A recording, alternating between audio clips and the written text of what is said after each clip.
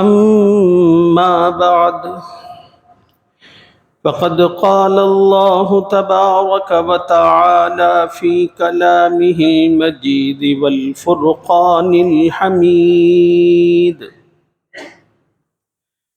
أعوذ بالله من الشيطان الرجيم. بسم الله الرحمن الرحيم. آمن الرسول بما أنزل إليه من ربه والمؤمنون كل آمن بالله وملائكته وكتبه ورسله لا نفرق بين أحد من رسله وقالوا سمعنا وأطعنا غفرانك ربنا وإليك المصير. صدق اللہ العظیم.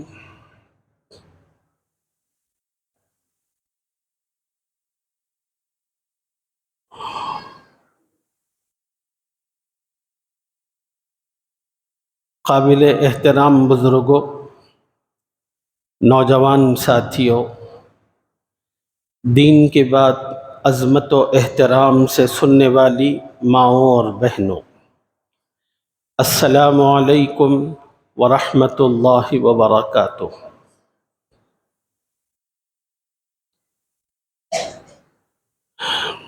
سفر المظفر کا بابرکت مہینہ چل رہا ہے۔ اس مہینے میں عقیدوں سے متعلق بات کی جاتی ہے، چنانچہ میں بھی آپ حضرات کی خدمت میں اسلام کے بنیادی اور اہم عقیدوں سے متعلق کچھ باتیں عرض کرنا چاہتا ہوں، جن کا جاننا ہر مسلمان کے لیے نہایت ضروری ہے۔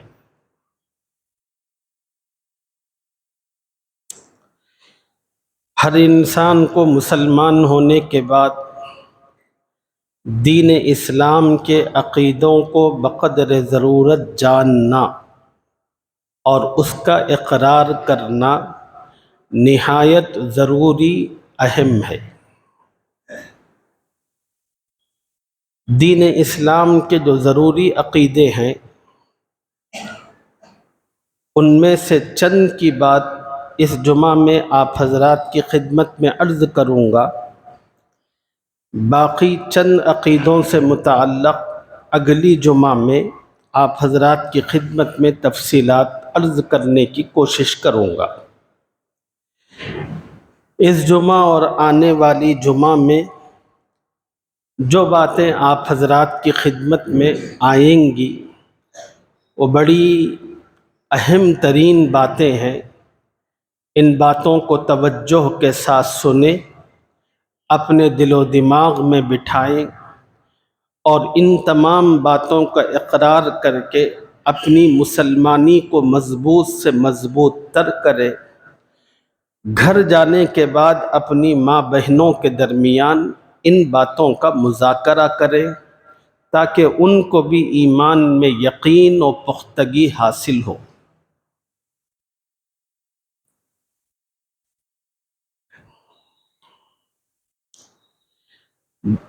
جس طرح اللہ تعالیٰ نے بہت سے اعمال کے اندر کچھ فرائضات رکھے ہیں، اسی طرح اللہ تعالیٰ نے اسلام اور ایمان سے متعلق بھی کچھ فرائضات رکھے ہیں۔ فرائضات کا مطلب یہ ہوتا ہے جب تک ان چیزوں کو مکمل طور پر مانا اور تسلیم نہیں کیا جاتا، اس وقت تک کوئی شخص نہ صحیح طور پر مسلمان بنتا ہے نہ مومن کہلاتا ہے۔ تو سب سے پہلے اس جمعہ میں ایمانی فرائض سے متعلق آپ کی خدمت میں تفصیل عرض کریں گے۔ ایمانی فرائض کیا ہیں؟ آمنت باللہ وملائکتہ وکتبہ ورسلہ والیوم الآخر والقدر خیرہ وشرہ من اللہ تعالی والبعث بعد الموت۔ 7 چیزیں ایمانی فرائض ہیں جس کو اس حدیث میں رسول اللہ صلی اللہ علیہ وسلم نے بیان فرمایا۔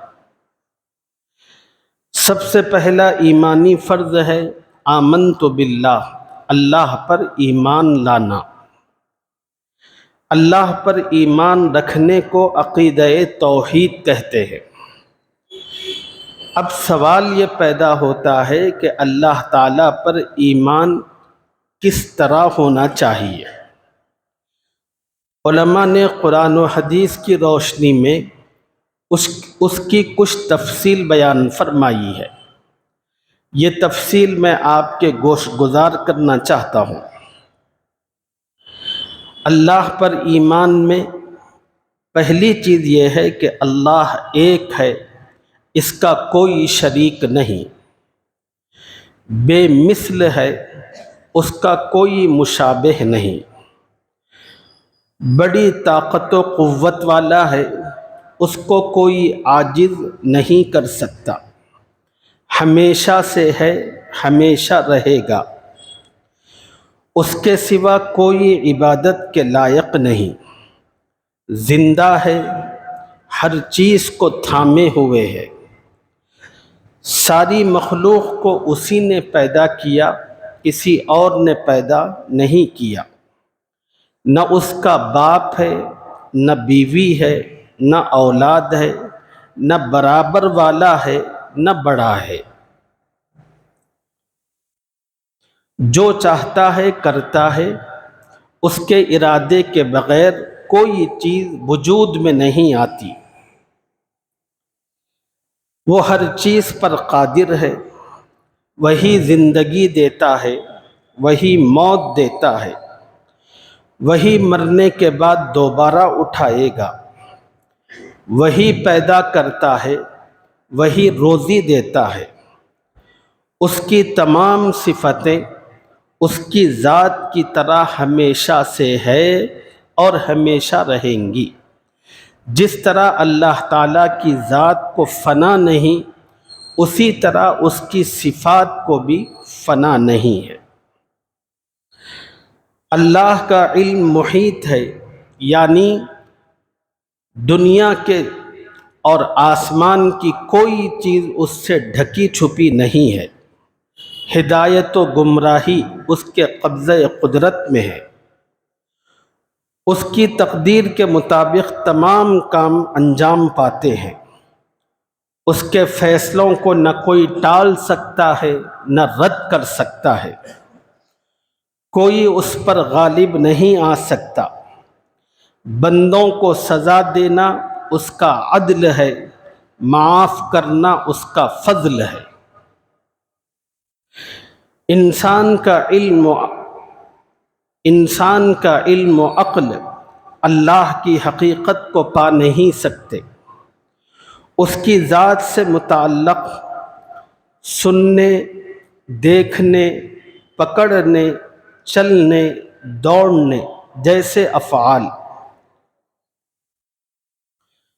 اور چہرہ، ہاتھ، پنڈلی جیسے اعضاء اور لوح و قلم، عرش و کرسی جیسی اشیاء کا ذکر قرآن و حدیث میں آیا ہے، ہم ان کی حقیقت متعین کیے بغیر ان پر اسی طرح ایمان لاتے ہیں، نہ الفاظ کا انکار کرتے ہیں اور نہ معانی کو تبدیل کرتے ہیں۔ اس سلسلے میں بحث و مباحثے کو بھی جائز نہیں سمجھتے۔ یہ ہے اللہ پر ایمان، اسی کو توحید کہتے ہیں۔ عام طور پر جو تفصیل میں نے آپ حضرات کی خدمت میں ابھی عرض کی، اس کو سمیٹتے ہوئے اس طرح بیان کیا جاتا ہے آدمی اللہ تعالیٰ کی ذات کو ہر قسم کی خیر و خوبی، بھلائی، قوت و طاقت کا سرچشمہ سمجھے۔ جب کوئی مسلمان اس تفصیل کو جانے بغیر اگر یہ ایمان لاتا ہے میں اللہ تعالیٰ کی ذات اور اس کی صفات پر اسی طرح ایمان لاتا ہوں جیسا کہ وہ اپنی ذات اور صفات کے ساتھ موجود ہے، اس کی ذات و صفات سے متعلق رسول اللہ صلی اللہ علیہ وسلم نے جو کچھ فرمایا وہ سب کی سب چیزوں کو میں سر جھکا کر تسلیم کرتا ہوں۔ اگر آدمی موٹے موٹے انداز میں اس طرح بھی کہے تو پھر وہ عقیدہ توحید کی تکمیل کرنے والا ہوگا۔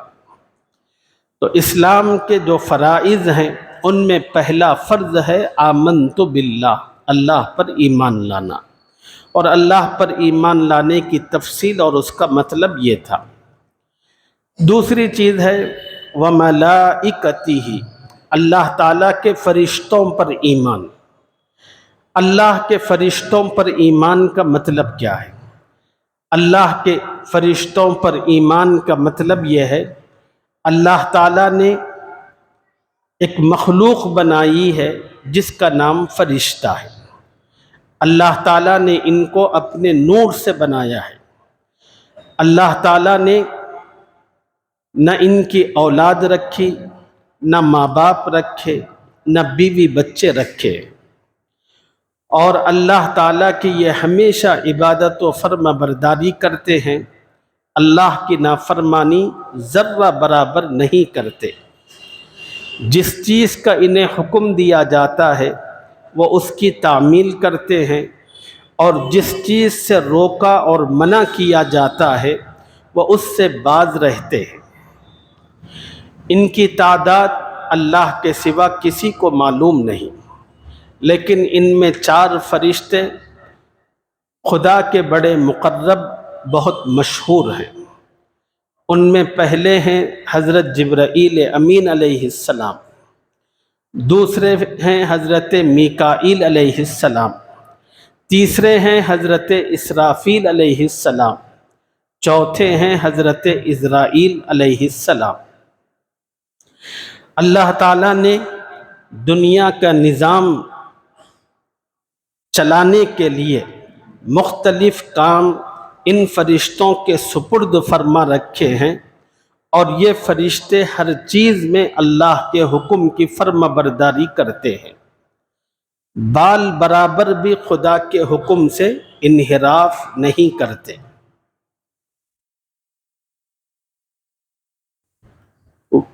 وَكُتُبِهِ، اسلام کا تیسرا فرض ہے اللہ کی کتابوں پر ایمان لانا۔ اللہ کی کتابوں پر ایمان لانے کا مطلب یہ ہے اللہ رب العزت نے اس دنیا میں انسانوں کی ہدایت، ان کی رہبری اور رہنمائی کے لیے بہت سی چھوٹی بڑی آسمانی کتابیں نازل فرمائی۔ ان میں بڑی 4 کتابیں ہیں۔ پہلی کتاب ہے تورات، دوسری کتاب ہے زبور، تیسری کتاب ہے انجیل، چوتھی کتاب ہے قرآن مجید۔ زبور یہ اللہ تعالیٰ نے حضرت داؤد علیہ السلام پر نازل فرمائی۔ تورات اللہ تعالیٰ نے سیدنا موسیٰ علیہ السلام پر نازل فرمائی۔ انجیل اللہ نے سیدنا عیسیٰ علیہ السلام پر نازل فرمائی۔ قرآن مجید اللہ نے میرے اور آپ کے آقا اپنے محبوب حضرت محمد الرسول اللہ صلی اللہ علیہ وسلم پر نازل فرمائی۔ اللہ تعالیٰ کی چھوٹی بڑی تمام آسمانی کتابوں سے متعلق یہ یقین اور عقیدہ رکھے یہ تمام کی تمام کتابیں سچی اور برحق تھیں، اور ان کتابوں میں اللہ تعالیٰ نے جو کچھ بھی باتیں نازل فرمائی تھیں وہ بھی سچ اور حق تھی۔ اس دور کے انسانوں کی عمل کے لیے وہ بہت کافی اور وافی تھی۔ جتنی کتابیں اللہ تعالیٰ نے نازل کی چھوٹی بڑی، آج وہ کتابیں اپنی اصلی شکل میں موجود نہیں ہیں۔ تمام کی تمام آسمانی کتابوں میں تبدیلی ہو چکی ہے۔ لوگوں نے اپنی غرض اور اپنی خواہشات کی بنیاد پر اللہ کی کتابوں میں رد و بدل کر دیا۔ نہ تورات آج باقی ہے، نہ زبور اپنی اصلی شکل میں باقی ہے، نہ انجیل باقی ہے۔ قرآن مجید جو اللہ کی آخری کتاب، جو اللہ نے اپنے آخری رسول حضرت محمد صلی اللہ علیہ وسلم پر نازل فرمائی، یہ آخری کتاب اپنی پوری سچائی کے ساتھ باقی اور محفوظ ہے، اور انشاءاللہ ہم مسلمانوں کا عقیدہ ہے کہ وہ صبح قیامت تک اسی طرح باقی رہے گی جس طرح اللہ تعالیٰ نے اس کتاب کو آسمانوں سے جبرائیل امین کی وساطت سے حضرت محمد الرسول اللہ صلی اللہ علیہ وسلم کے قلب اطہر پر نازل فرمایا تھا۔ کیوں؟ اس لیے کہ اللہ نے قرآن پاک میں فرمایا اِنَّا نَحْنُ نَزَّلْنَا الذِّكْرَ وَإِنَّا لَهُ لَحَافِظُونَ، بے شک یہ قرآن ہم نے نازل کیا اور ہم ہی اس قرآن کی حفاظت کرنے والے ہیں۔ چونکہ قرآن کی حفاظت کی ذمہ داری اللہ نے لی ہوئی ہے، اس لیے اللہ کی یہ کتاب اس دنیا میں محفوظ رہے گی اور باقی رہے گی۔ دشمن چاہے کتنی ہی تدبیریں کر لے، نہ اللہ کے کلام کو مٹا سکتا ہے، نہ ختم کر سکتا ہے۔ موجودہ قرآن وہی قرآن ہے جو اللہ نے محمد الرسول اللہ صلی اللہ علیہ وسلم کو دیا، اور حضرت محمد صلی اللہ علیہ وسلم نے وہ قرآن جو صحابہ کو دیا، وہی قرآن آج ہمارے سامنے موجود ہے۔ یہی وجہ ہے جب ہم سورہ بقرہ، قرآن شروع جس سورہ مبارکہ سے ہوتا ہے، اس کی جو پہلی آیت پڑھتے ہیں، اس پہلی آیت میں اللہ نے پڑھنے والے کو یہی یقین دلایا ہے، ذالک الکتاب لا ریب فیہ، لوگو یہ قرآن، یہ کتاب ہدایت جس کو تم پڑھنے اور سمجھنے جا رہے ہو، جس سے تم اپنی زندگی کے لیے رہبری اور رہنمائی چاہنے جا رہے ہو، سب سے پہلے اس کتاب سے متعلق یہ یقین اپنے دل و دماغ میں بٹھاؤ، اس کتاب سے متعلق شک و شبہ کی کوئی گنجائش موجود نہیں ہے۔ یہ وہی کتاب ہے جو اللہ نے لوح محفوظ میں رکھی تھی، پھر وہی کتاب ہے جو اللہ نے لوح محفوظ سے اس کو آسمان دنیا پر نازل کیا تھا، پھر وہی کتاب اللہ نے جبرائیل امین کی وساطت سے محمد الرسول اللہ صلی اللہ علیہ وسلم کے قلب اطہر پر 23 سال کے عرصے میں تھوڑا تھوڑا کر کے نازل فرمایا۔ یہ کتاب بالکل محفوظ ہے، لا یأتیہ الباطل من بین یدیہ ولا من خلفہ، باطل نہ اس کتاب کے سامنے سے آ سکتا ہے، نہ اس کے پیچھے سے آ سکتا ہے، نہ دائیں بائیں سے آ سکتا ہے، نہ اوپر نیچے سے گھس سکتا ہے۔ اب ایک سوال پیدا ہوتا ہے کہ اللہ تعالیٰ نے باقی اور آسمانی کتابوں کی حفاظت کیوں نہیں فرمائی؟ قرآن کی حفاظت کی ذمہ داری اللہ نے کیوں لی؟ اس کا جواب یہ ہے، باقی آسمانی کتابوں سے متعلق اللہ نے جو ذمہ داری نہیں لی، اس کی وجہ یہ تھی کہ اللہ کو پتہ تھا کہ اس دنیا میں نبوت کا سلسلہ چلنا ہے۔ اگر لوگ کسی کتاب میں تبدیلی کر دیں گے تو ہم اس کے بعد جو نبی بھیجیں گے، اس نبی کے ذریعے تمام کی تمام تبدیلیوں کو ختم کر دیں گے۔ اس لیے اللہ تعالیٰ نے اور کسی آسمانی کتاب کی حفاظت کی ذمہ داری نہیں لی، اور ایسا ہی ہوتا تھا کہ لوگ آسمانی کتابوں کے اندر عدل بدل کیا کرتے تھے۔ اللہ اس کے بعد ایک نبی کو بھیجتے تھے، وہ نبی آ کر دودھ کا دودھ، پانی کا پانی الگ کر کے رکھ دیتا۔ لیکن میرے اور آپ کے آقا حضرت محمد صلی اللہ علیہ وسلم اللہ کے آخری پیغمبر ہے۔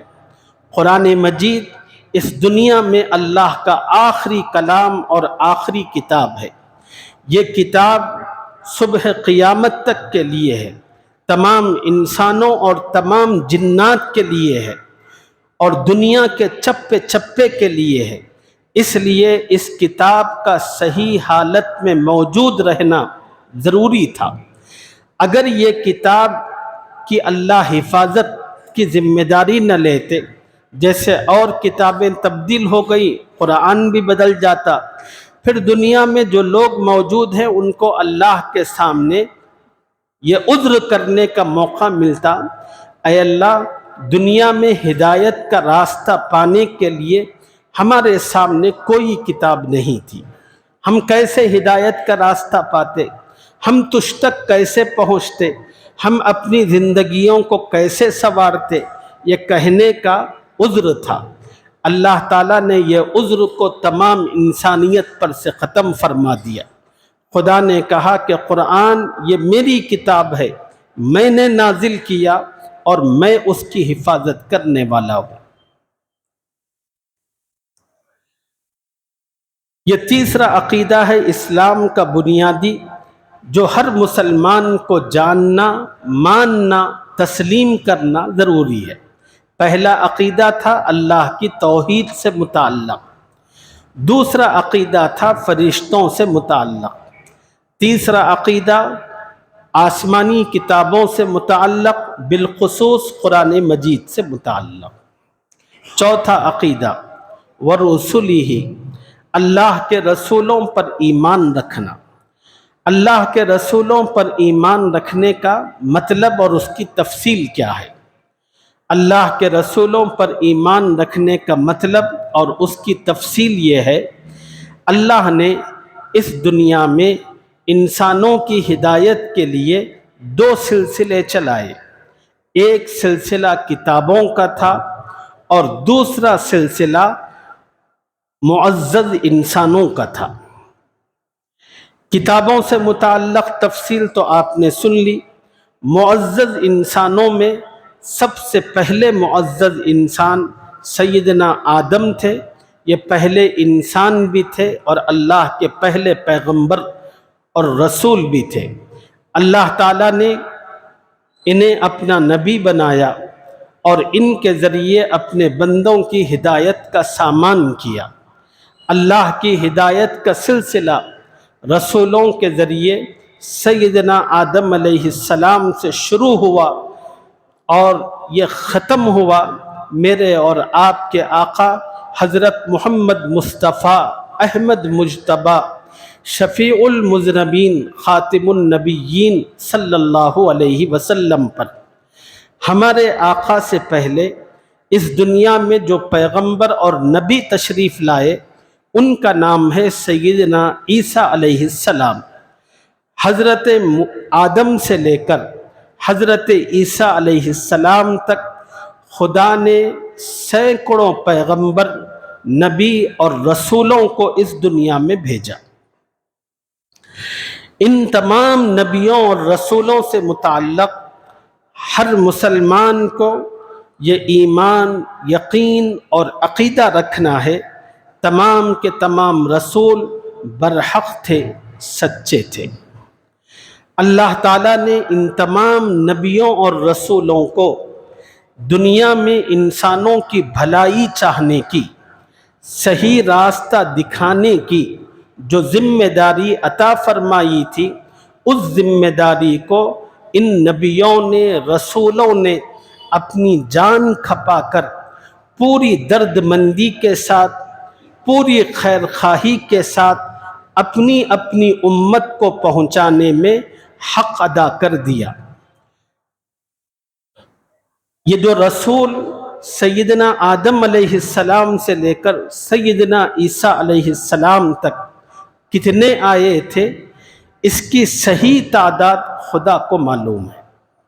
یہ الگ بات ہے کہ بعض روایتوں میں 1.25 کا تذکرہ ملتا ہے، بعض روایتوں میں 1,40,000 کا تذکرہ ملتا ہے۔ وہ 1,25,000 ہوں یا 1,40,000 ہوں یا اس میں کچھ کمی بیشی ہو، ان تمام کے تمام رسولوں کی رسالت پر، ان کی نبوت پر ہم ایمان رکھتے ہیں، ہم یقین رکھتے ہیں، ان سب پیغمبروں کو ہم دل و جان سے تسلیم کرتے ہیں۔ ان تمام پیغمبروں کی عظمت کے ساتھ، ان کی بزرگی اور ان کی مرتبے کے ساتھ ہم اپنے رسول، اپنے پیارے پیغمبر حضرت محمد مصطفیٰ احمد مجتبیٰ صلی اللہ علیہ وسلم پر ایمان رکھتے ہیں۔ ہمارے رسول صلی اللہ علیہ وسلم اللہ کے دیگر انبیاء کی طرح ایک نبی اور رسول ہیں، لیکن ہمارے نبی صلی اللہ علیہ وسلم کو اللہ تعالیٰ نے کچھ خصوصیات عطا فرمائی۔ پہلی خصوصیت، آپ محبوب رب العالمین ہیں، اللہ کے محبوب، پسندیدہ اور چہیتے ہیں۔ دوسری خوبی اور خصوصیت، اللہ تعالیٰ نے ہمارے رسول کو امام الانبیاء بنایا کہ تمام انبیاء کی امامت کا شرف اللہ نے ہمارے رسول کو عطا فرمایا، اور اس طرح اللہ تعالیٰ نے ہمارے رسول کے مقام و مرتبے کو تمام انبیاء پر فوقیت، بلندی عطا فرمائی، اور اللہ تعالیٰ نے ہمارے نبی اور رسول صلی اللہ علیہ وسلم کو جو نبوت و رسالت عطا فرمائی وہ صبح قیامت تک، اور ہمارے نبی علیہ السلام پر اللہ تعالیٰ نے نبوت کے سلسلے کو ختم فرما دیا۔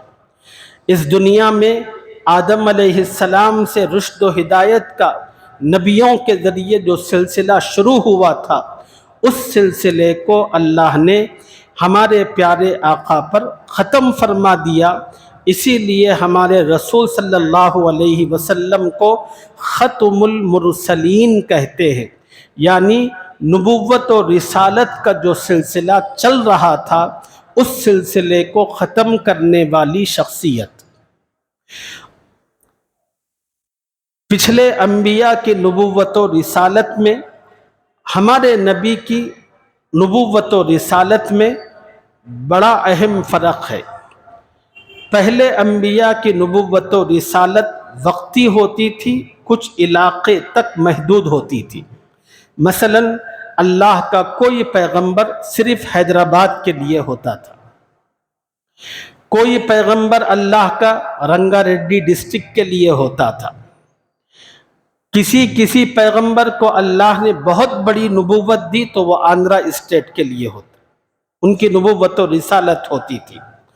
لیکن دنیا میں اللہ تعالیٰ نے ہمارے رسول کو، اپنے محبوب کو جو نبوت و رسالت دی، اس کا دائرہ اللہ نے زمین کے اس کونے سے لے کر اس کونے تک، سمندر میں بسنے والا اگر کوئی موجود ہے تو اس کے لیے بھی، اور پھر زمانہ جب سے آپ اس دنیا میں تشریف لائے اور اللہ نے جس لمحے سے آپ کو نبوت و رسالت عطا فرمائی، اس وقت سے لے کر صبح قیامت تک آپ ہی کی نبوت و رسالت کا زمانہ ہے۔ اب ہمارا ایمان اور یقین یہ ہے کہ ہمارے رسول کی نبوت و رسالت کو تسلیم کیے بغیر، آپ کو مانے بغیر کوئی انسان نہ اللہ کو پا سکتا ہے، نہ نجات حاصل کر سکتا ہے۔ کامیابی اور نجات پانے کے لیے لازم اور ضروری ہے محمد الرسول اللہ صلی اللہ علیہ وسلم کی نبوت و رسالت کو تسلیم کرے، اور اس بات کو تسلیم کرے کہ آپ اللہ کے آخری پیغمبر ہیں، صبح قیامت تک کے پیغمبر ہیں۔ اب اس دنیا میں کوئی پیغمبر نہیں آئے گا، قیامت تک آپ ہی کی نبوت و رسالت چلے گی۔ البتہ حدیث پاک میں جو موجود ہے، قیامت کے قریب اللہ تعالیٰ سیدنا عیسیٰ علیہ السلام کو نازل فرمائیں گے، امام مہدی کو ظاہر فرمائیں گے۔ یہ تمام کی تمام چیزیں سچ اور برحق ہیں، جس کی احادیث میں پیشن گوئی اور خبر دی گئی ہے۔ ان تمام باتوں کو ہم مانتے ہیں، مگر عیسیٰ علیہ السلام کی آمد پیغمبر کی حیثیت سے نہیں ہوگی۔ عیسیٰ علیہ السلام کا نازل ہونا حضور صلی اللہ علیہ وسلم کی دین کے مددگار کی حیثیت سے ہوگی۔ اب جو کوئی قیامت تک اٹھ کر اپنے نبی ہونے کا یا کسی اور چیز کا دعویٰ کرے گا وہ جھوٹا ہے، کافر ہے، اور جو کوئی اس کو مانے گا وہ بھی جھوٹا، وہ بھی کافر۔ در حقیقت محمد صلی اللہ علیہ وسلم کے آنے کے بعد قیامت تک اگر کوئی آدمی اپنے نبی ہونے کا یا عیسیٰ ہونے کا یا مہدی ہونے کا دعویٰ کرتا ہے، یہ تمام کے تمام دعوے غلط ہیں۔ اس لیے کہ امام مہدی کہاں ظاہر ہوں گے، وہ کون ہوں گے، رسول اللہ صلی اللہ علیہ وسلم نے اس سے متعلق احادیث میں بڑی تفصیل بیان فرمائی ہے۔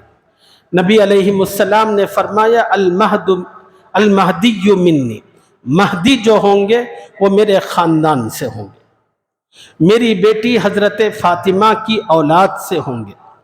نبی نے فرمایا جو میرا نام ہوگا وہی نام مہدی کا ہوگا، میرے جو باپ کا نام ہے وہی نام مہدی کے باپ کا ہوگا۔ وہ مدینے میں پیدا ہوں گے اور مکے میں اللہ تعالیٰ ان کا ظہور فرمائیں گے خانہ کعبہ کے پاس، اور پھر اللہ تعالیٰ ان کے ذریعے امت مسلمہ کو کامیابی و کامرانی عطا کریں گے۔ ان کی ایک خلافت کا جو دور چلے گا وہ 7 سال تک ہوگا، بڑی کامیابی کے ساتھ یہ امت کی قیادت کرتے رہیں گے۔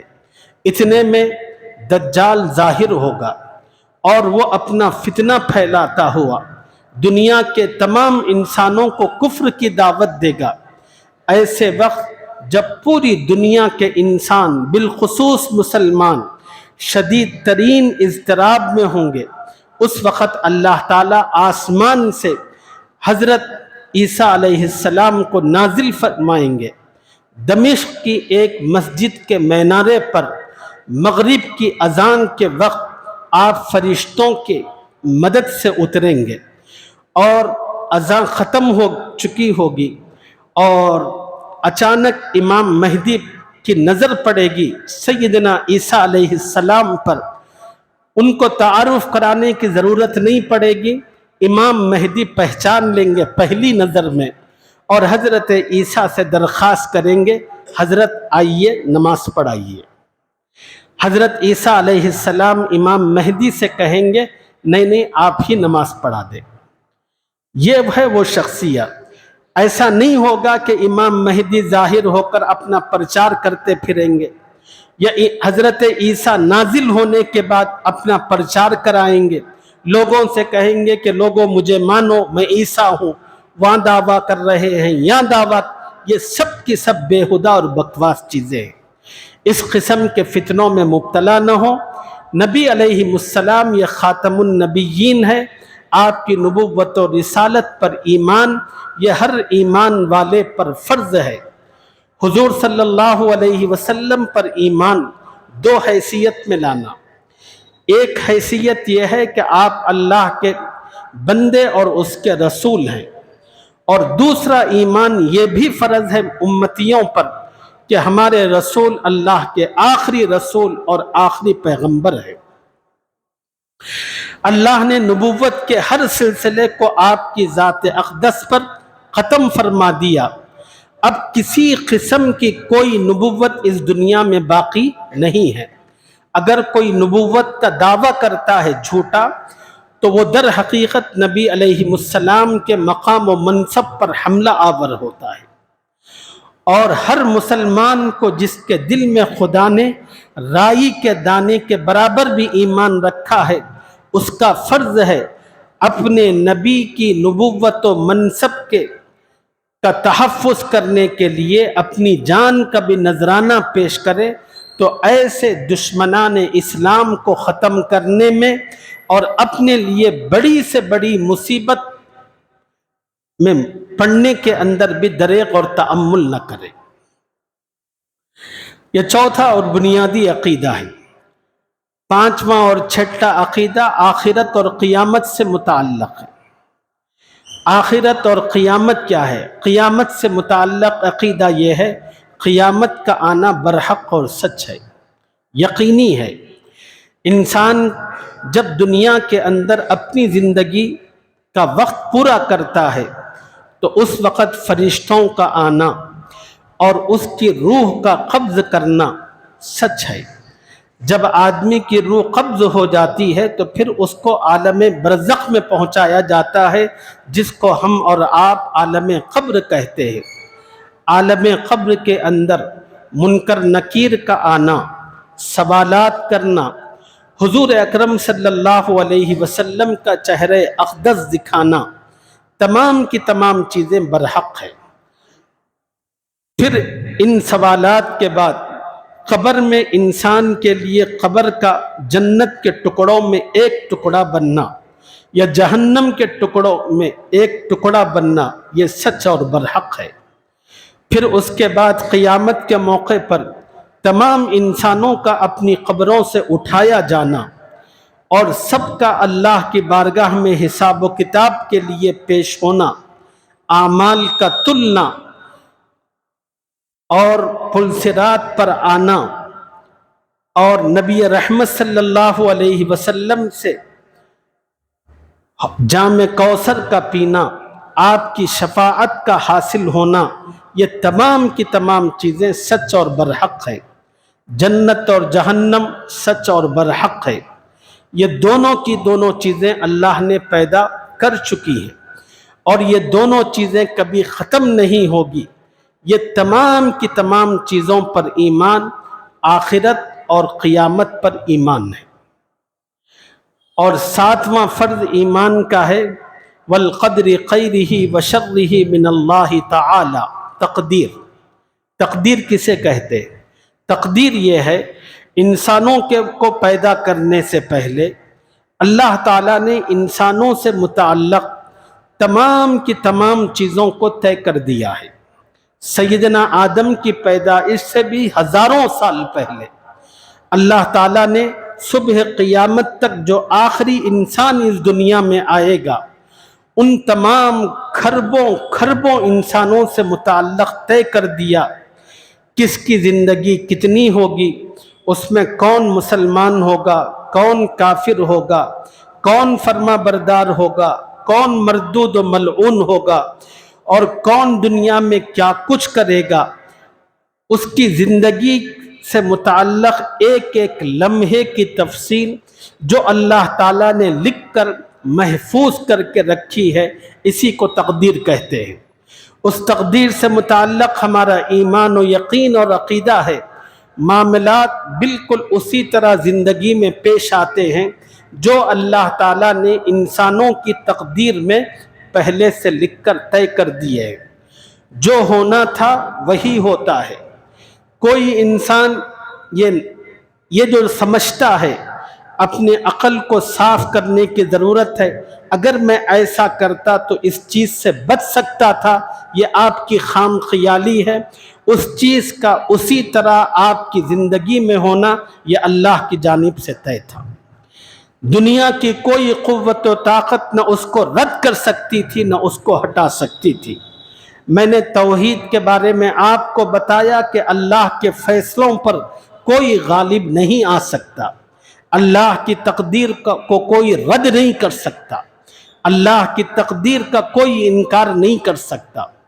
ہمیں اللہ تعالیٰ کی تقدیر میں بہت زیادہ غور و فکر میں جانے کی ضرورت نہیں ہے۔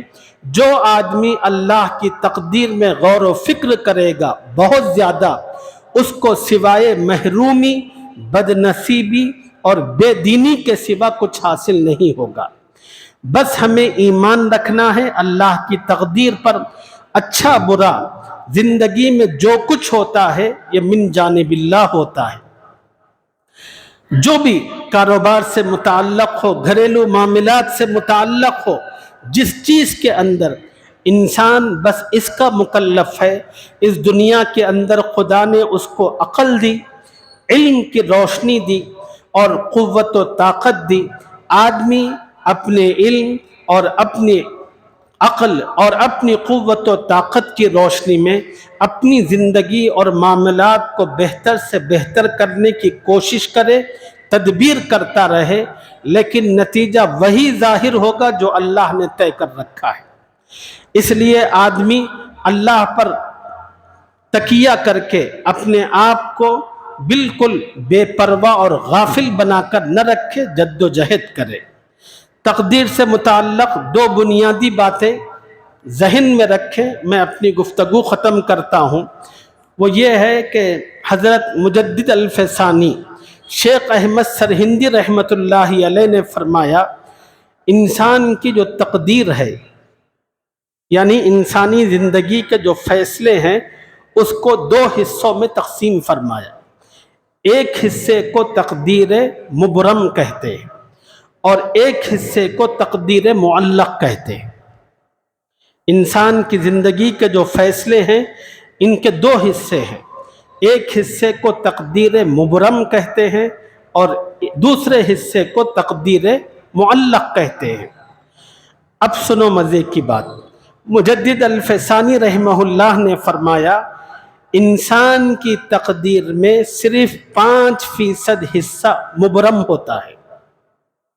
انسان کی تقدیر کا صرف 5% حصہ مبرم ہوتا ہے، باقی 90% جو حصہ ہے وہ معلق ہوتا ہے۔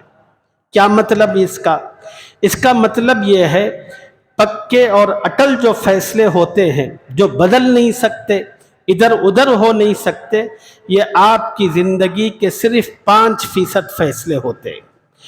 باقی 95% آپ کی زندگی کے جو فیصلے ہوتے ہیں وہ لٹکے ہوئے ہوتے ہیں، اللہ تعالیٰ نے اس کو معلق کر رکھا ہے۔ جیسے حدیث میں موجود ہے، اللہ نے فرمایا کہ جو مسلمان یہ چاہتا ہے اللہ اس کی عمر میں برکت دے، اس کی عمر میں اضافہ کرے، اس کی روزی میں اضافہ کرے، اس کو چاہیے کہ اپنے ماں باپ کے ساتھ حسن سلوک کرے، ان کی خیر خواہی اور ہمدردی کرے۔ یہ حدیث ہے۔ اب اس سے سمجھیے، مثلا ایک آدمی ہے جس کا نام ہے خالد، اللہ نے اس کی عمر رکھی ہے 50 سال۔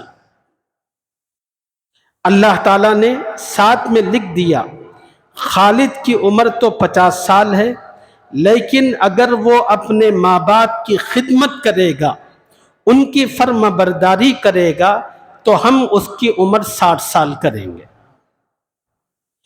یہ جو 10 سال اس کی عمر میں اضافہ ہونے والا ہے یہ ڈیپینڈ ہے، یہ اللہ کا فیصلہ نہیں ہے، ڈیپینڈ ہے۔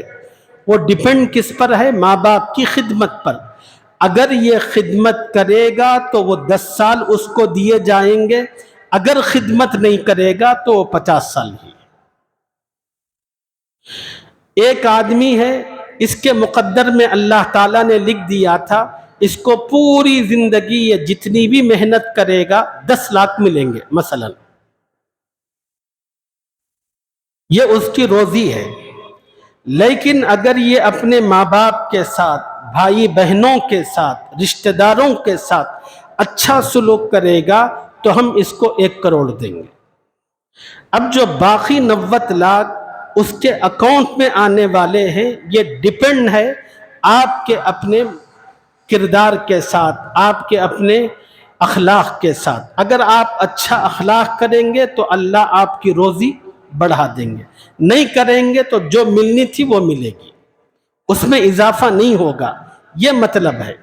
تقدیر معلق کا مطلب یہ ہے کہ اللہ نے انسانی زندگی کے 95% معاملات ایسے رکھے ہیں جو مختلف اعمال سے، مختلف چیزوں سے جوڑ کر رکھے ہیں۔ شب برات میں، شب قدر کے اندر جو دعائیں کی جاتی ہیں وہ اسی لیے کی جاتی ہیں کہ اے اللہ، ہماری زندگی کے بہت ساری جو مصیبتیں ہیں یہ ہمارے اپنے گناہ اور لاپرواہی کے نتیجے میں آتی ہیں۔ اے اللہ، ہماری اس غلطی اور لاپرواہی کو ختم فرما، ہمیں نیک بنا، اچھا بنا، تاکہ اس کی وجہ سے ہماری روزی میں، ہماری زندگی میں، ہماری ہر چیز کے اندر خیر و برکت آئے۔ یہ ہم جو دعا کرتے ہیں وہ یہی ہے۔ تو انسانی زندگی کا 95% جو حصہ ہے وہ تقدیر معلق ہے، اور انسان اپنی کوشش، محنت اور جستجو کے ذریعے اس کو عدل بدل سکتا ہے۔ صرف زندگی کا 5% حصہ مبرم ہے، یقینی ہے، وہ اٹل ہے، جیسے خدا نے فیصلہ کیا ویسے ہی ہوگا۔ تو اس وجہ سے تقدیر سے متعلق یہ یقین اور عقیدہ کہ ہر اچھی بری چیز جو کچھ زندگی میں آتی ہے یہ اللہ کی طرف سے۔ یہ 7 چیزیں ہیں، یہ اسلام کے فرائض ہیں، یہ اسلام کے بنیادی عقیدے ہیں۔ اس کا جاننا، اس کا ماننا، اس کو تسلیم کرنا، اس کا زبان سے اقرار کرنا، دل سے یقین کرنا ہر مسلمان مرد اور عورت پر فرض ہے۔ جب تک کوئی مرد اور عورت ان چیزوں کا یقین نہیں کرتے اس وقت تک وہ مسلمانوں کے میم میں بھی داخل نہیں ہوتے۔ اللہ تعالیٰ ان فرائضات کو سمجھنے اور اس کے مطابق ہمیں اللہ پر یقین اور ایمان رکھنے کی توفیق اور سعادت عطا فرمائے۔ مزید کچھ عقیدے ہیں انشاءاللہ، وہ بھی بہت اہم ہیں، اگلی جمعہ اس سے متعلق آپ کے سامنے گزارشات عرض کروں گا۔